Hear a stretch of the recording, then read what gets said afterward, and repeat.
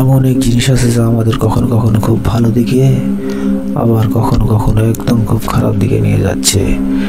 কি এমন জিনিস যা আমাদের আচার আচরণ, আমাদের চলাফেরা এবং আমাদের সব কিছুকে নিয়ন্ত্রণ করছে?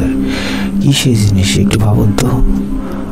না, আমি আমাদের ব্রেনের কথা বলিনি, আমি বলেছি আমাদের প্রতিদিনের অভ্যাসের কথা।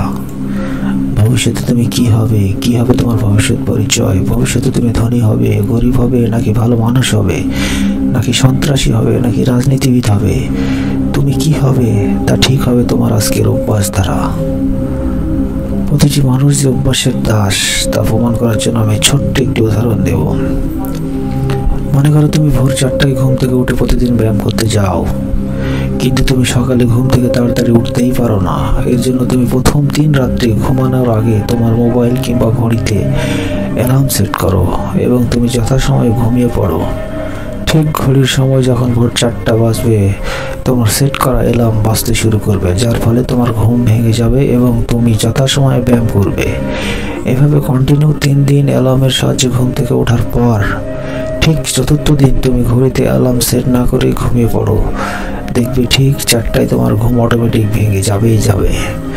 এটা হচ্ছে অভ্যাসের পাওয়ার। মানুষ অভ্যাসের দাস, এই কথাটি একদম চিরন্তন সত্য। আমরা যা বারবার করি সেটাই আমাদের চরিত্র, ভাগ্য এবং আমাদের ভবিষ্যৎ নির্ধারণ করে থাকে। তাই ছোট ছোট অভ্যাসগুলো একত্রিত হয়ে এক বিশাল পরিবর্তন তৈরি করে, যা আমাদের কাঙ্ক্ষিত জীবনের লক্ষ্যে পৌঁছাতে সাহায্য করে।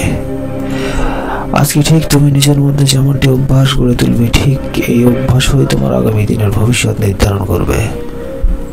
ধন্যবাদ, ভালো থাকবেন এবং ভিডিও ভালো লাগলে অবশ্যই সাবস্ক্রাইব করে যাবেন। দেখা হবে পরবর্তী ভিডিওতে।